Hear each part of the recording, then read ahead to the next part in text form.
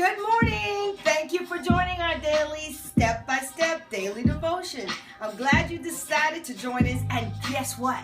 It's going to be a great subject matter today. We're going to be talking about let your yes be yes and your no be no. And it goes like this. Let your yes be yes. Let your no be no. Let your yes be yes and your no be no. Don't break up the flow. That's right, your yes has got to be yes and your no has got to be no. No, you can't make any promises that you can't keep. So join us here in a little bit as we break off and we begin to talk about let your yes be yes and your no be no. See you in a little bit. Good morning. We're back again in the studio. We're going to be talking about when your yes means yes and your no means no. That's a very difficult problem for a lot of people, and you probably are wondering why it is. So let's go straight into the Word of God, and then we'll get straight to that. You know, the Bible tells us here in the book of Matthew, it says, let your yes be yes and your no be no. And in Luke 16:10, it says this, one who is faithful in a little is also faithful in much. And one who is dishonest in a very little is also very dishonest in much.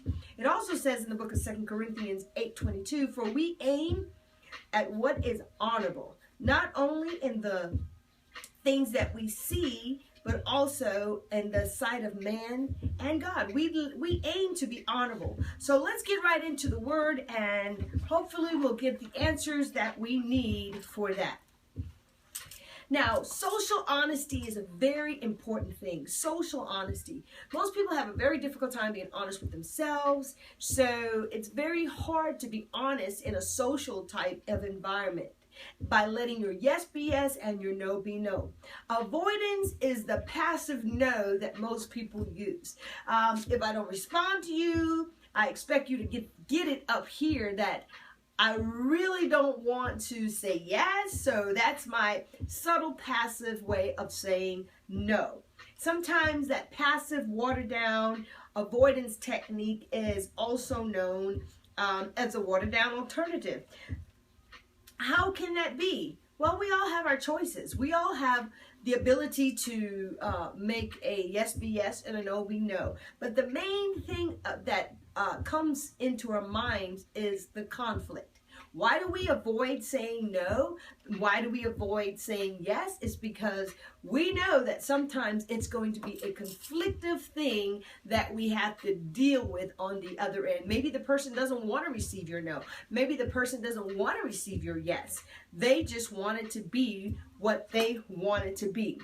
But there are some benefits. There are some benefits to saying yes, and there are some benefits to saying no. That benefit practice is to avoid conflict. Yes, avoid conflict.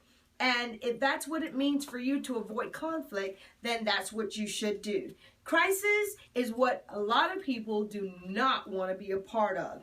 You won't ever arise to the occasion if you haven't done what you need to do in the beginning. That is, let it be known where your position stands. Social honesty is very important, very important. And because we have social honesty, sometimes we have awkward moments. And in those awkward moments, we feel uncomfortable. And because we feel uncomfortable, we display our uncomfortability by avoiding the individuals or avoiding the subject or avoiding the topic altogether. And in that, we don't say yes and we don't say no. A life without conflict, men and women, it's not a reality base. You're going to have life with conflicts. So how do you deal with a life that has conflict and in the midst of the conflict avoid it by saying or not saying yes or no? It all boils down to having your own personal integrity. The effect of letting your yes be yes and no be no, it establishes you in such a way that you have your own personal integrity. Yeah, people might say you're a coward, or because you said yes or no to whatever they didn't want you to say, they will consider that as being disrespectful. But what is the most important thing is to save face and to have a social honesty perspective and a personal integrity base about yourself. The most honorable thing you can do is to be a person of your word. If you are a person of your word, then that's all you need. If you say yes, then keep your yes. Keep your promises. If you say no, then don't do it. Don't go back when you said no because you're doing something that you really don't mean. But as we get ready to close, I just want to thank you today, and hopefully this would have made an impact into your life. We sung a song a little bit earlier today, and we're going to go over that so we can help that particular thing that we're talking about make impact in your life. So always take time to be clear about what you really mean. And regardless of what the person is saying, then as long as you have that personal integrity going on, that's the most important thing. So as we sung it earlier today, like this little cliche, I hope you get it, and I hope it's beneficial to you. And it goes like this. Let your yes be yes. Let your no be no.